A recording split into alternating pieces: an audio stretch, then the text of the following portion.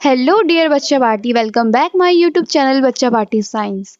तो बच्चा लोग आते हैं हम क्लास 7 साइंस के 8 चैप्टर में विंड्स, स्टॉर्म्स एंड साइक्लोन्स। तो आज हम नया चैप्टर पढ़ने जा रहे हैं। तो आपको इस चैप्टर के हेडिंग से पता चल गया होगा कि यहाँ विंड, स्टॉर्म और साइक्लोन के बारे में पढ़ाया जाएगा आपको।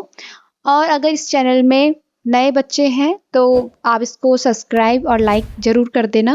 और आपको इससे पहले वाला चैप्टर हमने पढ़ा चुका है, तो आपको नीचे डिस्क्रिप्शन में नीचे लिंक दी गई है, एक बार आप उसे चेकआउट कर सकते हो। तो आते हैं हम सबसे पहले इंट्रोडक्शन में। Orissa was hit by a cyclone with wind speed of 200 kilometre per hour on 18 October 1999. The cyclone smashed 45,000 houses, making 7 lakh people homeless. On 29 October the same year, a second cyclone with the wind speed of 260 km per hour hit Orissa again. तो इसमें आपको दिया गया है cyclone के बारे में। 18 अक्टूबर 99 में उड़ीसा में एक साइक्लोन आया था जिसकी स्पीड थी 200 किलोमीटर पर आवर की, और उसमें 45,000 लोगों का घर पूरा उजड़ चुका था। 7 लाख पीपल उसमें होमलेस हो गए थे, घर बार कुछ रहा नहीं था उनका। और ऐसे ही 29 अक्टूबर में सेम केस आया था साइक्लोन का उसी जगह में। उसकी विंड स्पीड थी 260 किलोमीटर पर आवर, और उसमें वाटर वेव्स देखने को मिला जो कि 9 मीटर की हाई में थे। और उस साइक्लोन में 1000 लोग मारे गए थे। पूरी प्रॉपर्टी, जितने भी करोड़ की प्रॉपर्टीज थी, सब कुछ डिस्ट्रॉय हो चुका था, खत्म हो चुका था। इस साइक्लोन से बहुत सारी इफेक्ट देखने को मिलते हैं, agriculture, transport, communication and electricity supply. तो इस साइक्लोन से ये सारी चीजें पूरी डिस्ट्रॉय हो जाती, खत्म हो जाती है। तो यहाँ पे आपने साइक्लोन के बारे में पढ़ा जो उड़ीसा में हुआ था इंसिडेंट। What are cyclones? देखिए साइक्लोन होता क्या है, हाउ आर दे फॉर्म, ये कैसे बनता है, why are they so destructive, ये इतने विनाशकारी क्यों होता है, क्यों इन सब से ये सारी चीजें डिस्ट्रॉय हो जाती। In this chapter we shall seek answer to some of this question. तो इस चैप्टर में हम इनसे रिलेटेड क्वेश्चन आंसर देखेंगे कि क्यों ये सब चीजें होती है। We begin with some activities involving air. हम इसमें कुछ एक्टिविटीज पढ़ते हैं जो एयर से इन्वॉल्व होते हैं। This activities will clarify some basic feature concerning a cyclone. तो इस एक्टिविटी से हमें कुछ बेसिक फीचर मिल सकता है, क्लियर हो जाएगा कि साइक्लोन कैसे आता है। Before we begin, remember that the moving air is called the wind. इसको शुरू करने से पहले हमें ये चीज पता होनी चाहिए, जो मूविंग एयर होती है, मूव होती रहती है एयर को, उसको हम विंड ही कहते हैं। ठीक है, तो यहाँ पे आपका इंट्रोडक्शन खत्म होता है। So come on the next topic, air exerts pressure. Activity 8.1, you need to boil water in the following activity. आपने इस एक्टिविटी में बॉइल वाटर करना है। Take a tin can with a lid, fill it approximately half with water. आपने इसमें ढक्कन वाला tin लेना है और उसको कम से कम हाफ वाटर से फिल कर देना है। Heat the can on a candle flame till the water boils. और उसके बाद उस कैन को अपनी हीट प्रोवाइड करनी है कैंडल से जब तक वो बॉयल ना हो जाए। Let the water boil for a few minutes, कुछ मिनट तक उसको बॉयल होने दीजिए। ब्लो आउट द कैंटर, उसके बाद बुझा दीजिए। Immediately put the lead tightly on the can, और अच्छे से उस ढक्कन को कैन में टाइट कर दीजिए। Be carefully in handling the hot can, put the can carefully in shallow metallic vessels और अ वॉश बेसिन। गरम डिब्बे को संभालने में सावधानी बरतें और बर्तन को किसी शैलो मेटेलिक वेसल्स या फिर वॉश बेसिन में रखें। Pour fresh water over the can.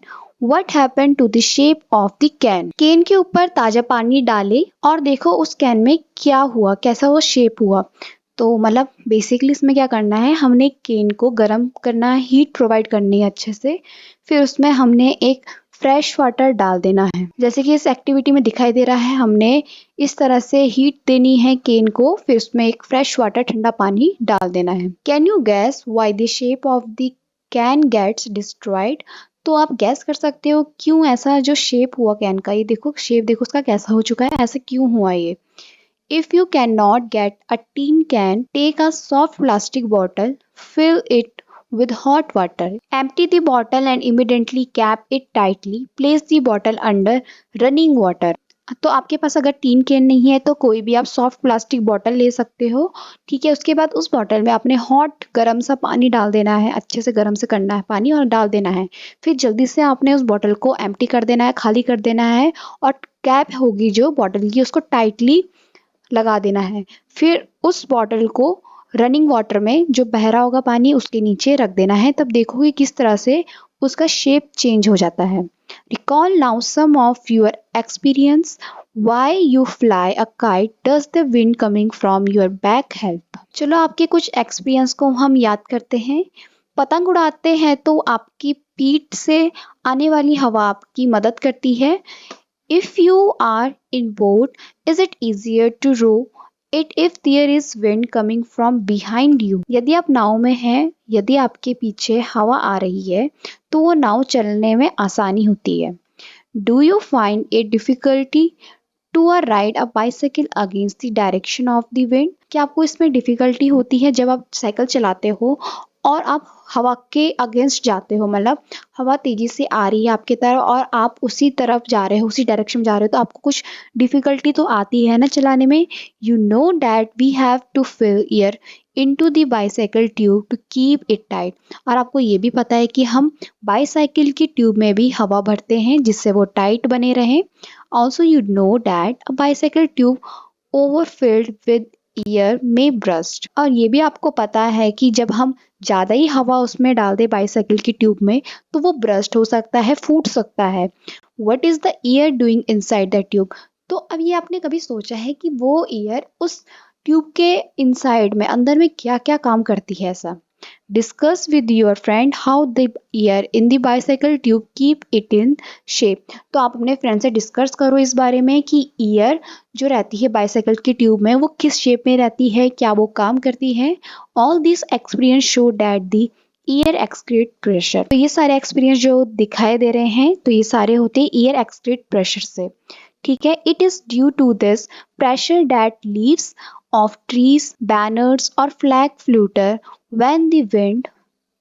तो इन सब एक्सपीरियंस से हमें पता चलता है कि ईयर में कुछ दबाव पड़ता है जिससे पेड़ों के पत्ते हिलते हैं, बैनर या फिर फ्लैग हो गए वो भी लहराते रहते हैं। ठीक है, you can list some more experience which show that the air has pressure. तो आप ऐसे कुछ एग्जाम्पल्स ले सकते हो जो आपने देखे हो जिससे ईयर में प्रेशर बढ़ता है और वो काम करना स्टार्ट करती है। Let us now try to explain why the can और द बॉटल गेट डिस्ट्रॉय। आइए चलो हम इस बारे में सोचते हैं, एक्सप्लेन करते हैं कि क्यों कैन या फिर कोई बॉटल डिस्ट्रॉय हो गई थी। As water is poured over the can, some steam in the can condenses into water, reducing the amount of air inside। जैसे ही कैन के ऊपर पानी डाला जाता है, कैन में मौजूद कुछ भाप पानी में बदल जाते हैं जिससे अंदर हवा की मात्रा कम हो जाती है। The pressure of air inside the can decrease than the pressure exerted by the air from outside the can. As a result, can gets compressed। Can के अंदर हवा का दबाव कैन के बाहर से आने वाली हवा के दबाव से कम हो जाता है, जिससे हमें ये रिजल्ट मिलता है कि जो कैन है या फिर कोई भी बॉटल है वो कंप्रेस्ड होने लग जाती है, सिकुड़ने लग जाती है। This activity again confirms that air exerts pressure. तो इस एक्टिविटी से हमें कंफर्म हो जाता है कि हवा दबाव डालती है। तो यहाँ पे आपको ये एक्टिविटी समझ आ गई ना। Now come on the next topic. High speed winds are accompanied by reduced air pressure। Activity 8.2, crumple a small piece of paper into a big of size smaller than the mouth of an empty bottle। तो आपने एक छोटी सी कागज का टुकड़ा लेना है और उसको बॉटल के अंदर डाल देना है। उस कागज के टुकड़े से आपने एक बॉल बना देनी है छोटी सी। Hold the empty bottle on its side and place it the paper ball just inside its mouth. आपने उस खाली बोतल को होल्ड करके रखना है एक तरफ से और दूसरी तरफ अपने उस छोटी बॉल को अपने माउथ के सामने रख देना है। Now try the blow on the ball to force it into the bottle. आपने बहुत तेजी से हवा देनी है उस बॉल को। ठीक है, अच्छे से फोर्स करोगे जब आप हवा को, तो आपने देखना है कि बॉल किस तरह से मूव हो रही है। Try this activity with bottle for different size. तो इस एक्टिविटी को आपने बहुत डिफरेंट साइज की बॉटल से भी करना है। Challenge your friend if they can force the paper ball in by blowing into the bottle. तो अपने फ्रेंड को आपने चैलेंज करना है कि इस पेपर बॉल को आपने ब्लो करना है उस बॉटल के अंदर। Paheli and Boojho are thinking about the following question आए। अब देखो पहली भूजो आ गए, अब उनके दिमाग में कुछ क्वेश्चंस आते हैं। Why is it difficult to force the paper ball into the bottle. क्यों इतना ही डिफिकल्ट हो जाता है कि हम उस छोटी सी पेपर बॉल को फोर्स से हवा दे रहे हैं और वो बहुत डिफिकल्टी हो रही है हमारे। तो आते हैं हम एक्टिविटी 8.3 में, ब्लो दी बलून्स। अब आइए हम इस एक्टिविटी में बलून्स को ब्लो करते हैं। ठीक है, take 2 balloons of approximately equal size. आपने 2 बलून्स लेने हैं और दोनों सेम साइज के होने चाहिए। Put a little water into the balloons, और कुछ पानी उस बलून्स के अंदर होना चाहिए। Blow up both the balloons and tie each one of the string. आप उस दोनों बलून को आपने अच्छे से टाई कर देना है एक स्ट्रिंग में। ठीक है, एक छोटी सी लकड़ी होगी या फिर कुछ धागा होगा, उससे आपने अटैच कर देना है। Hang the balloon 8-10 centimetre apart on a cycle spoke or a stick. और स्टिक से आपने 8 या 10 मीटर की दूरी पे रखने हैं उन दोनों बलून्स को। Blow in the shape between the balloons, और जो बलून्स आपने बनाए हैं उसको ब्लो करना है, हवा देना है। What did you expect? तो आपने क्या देखा इसमें, क्या हुआ इसमें? Try different ways of blowing on the balloons to see what happened. आप इसमें बहुत डिफरेंट टाइप्स के आप हवा दो, फोर्स से हवा दो, तो आप देखो कि इसमें क्या हुआ, क्या वो मूव हुए कि नहीं हुए, कि आपको इसमें डिफिकल्टी आई, बताइए। आते हैं हम एक्टिविटी 8.4 में, can you blow and lift. क्या आप ब्लो कर सकते हो या फिर उठा सकते हो? Hold a strip of paper 20 centimetre long and 3 centimetre wide between your thumb and 4 finger as shown in figure 8.5। आपने एक पेपर स्ट्रिप को लेना है, होल्ड करना है, जो कि 20 सेंटीमीटर लॉन्ग होगी और 3 सेंटीमीटर वाइड होगी, चौड़ी होगी। उसको आपने अपने थंब और 4 फिंगर के बीच में रखना है, जैसे कि फिगर 8.5 में आपको डायग्राम दिया गया है। Now blow over the paper. अब उस पेपर को आपने ब्लो करना है। ठीक है, इस तरह से आपने एक्टिविटी करनी है। पहली think that the strip will be lifted up, भूजो think that the strip will band down. पहली सोचती है कि ये स्ट्रिप लिफ्ट हो जाएगी, उठ जाएगी, लेकिन जो भूजो है वो सोचता है कि ये नीचे के लिए बैंड हो जाएगी। What do you think will happen to the paper? अब आप बताइए कि इस पेपर के साथ क्या हुआ है।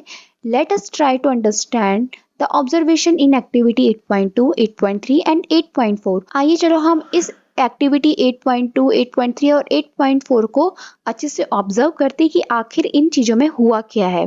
जितने भी आपको ये एक्टिविटीज़ दी गई है, तो ध्यान रखना कि आप साथ साथ में इस एक्टिविटी को करते भी जाइए, या फिर आपने करा भी होगा तो आपको पता होगा कि क्यों ऐसी चीज़ें होती है। Where the observation along the lines you thought। तो जो आपने भी एक्टिविटीज पढ़ी थी, इन लाइनों से आप क्या समझते हो? Do you get the feeling that the increased wind speed is accompanied by a reduced air pressure? क्या आपको इसमें एहसास हो रहा है कि जैसे जैसे विंड की स्पीड बढ़ रही है और उसके साथ फिर एयर प्रेशर भी कम हो रहा है। When we blow into the mouth of the bottle, the air near the mouth has higher speed. This decreases the pressure there. The air pressure inside the bottle is higher than near the mouth. The air inside the bottle pushes the ball out. जब हम बोतल के मुंह में फूंक मारते हैं तो मुंह के पास की हवा की गति अधिक हो जाती है। इससे वहां दबाव कम हो जाता है। बोतल के अंदर हवा का दबाव मुंह के पास की तुलना में अधिक होता है। बोतल के अंदर की हवा उस छोटे से बॉल को बाहर धकेलती है। In activity 8.3, you saw that when you blew between the balloons they moved towards each other. How could this happen? तो आपने 8.3 में देखा था कि कुछ आपने 2 बलून्स लिए थे और उन 2 बलून्स को जब आपने हवा दी तो वो एक दूसरे के टूवर्ड्स हो रहे थे, एक दूसरे के आसपास हिल रहे थे। पर ये हुआ कैसे? This could happen if the pressure of air between the balloons we somehow reduced. तो ये इसलिए हुआ क्योंकि जो प्रेशर बन रहा था उन दोनों बलून्स के बीच में, वो कहीं ना कहीं कम हो रहा था। The pressure outside the balloon would then push them towards each other। जिससे वो जो बाहर वाला प्रेशर था वो बलून को पुश कर रहा था, जिससे वो एक दूसरे के आसपास आ रहे थे। In activity 8.4, you saw that when you blew over the paper strip it went upwards. Again this could happen if blowing over the paper reduce the air pressure above the strip। तो आपने 8.4 में देखा कि आप एक strip लेते हैं paper की और उसमें फूंक मारते हैं तो वहां ऊपर की ओर चले जाती है। फिर ऐसे तब हो सकता है कि जब कागज पर उड़ने वाली स्ट्रिप के ऊपर हवा का दबाव कम हो जाता है। We see that the increased wind speed is indeed accompanied by the air reduced air pressure। तो इसमें हमने देखा जैसे जैसे विंड स्पीड बढ़ रही है तो उसी तरह से एयर का प्रेशर भी कम होते जा रहा है। Can you imagine what would happen if high speed wind blue over the roof of building?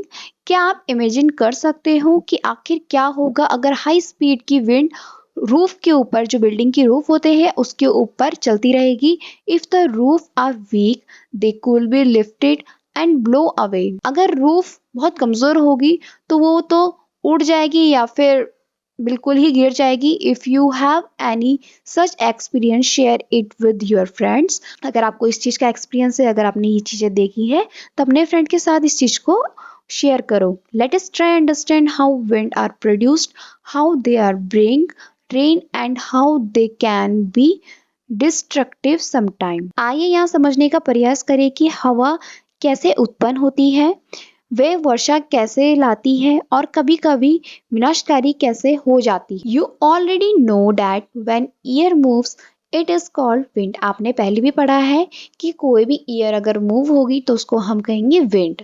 Air moves from the region where the air pressure is high to the region where the pressure is low. तो air move उस reason से होगा जहां का air pressure high होगा और साथ ही air pressure low होगा।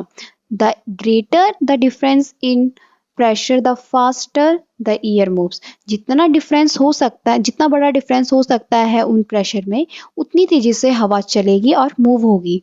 But how are the pressure difference created in nature? तो किस तरह से अलग अलग प्रेशर्स क्रिएट होते हैं नेचर में? Is the difference in temperature involve?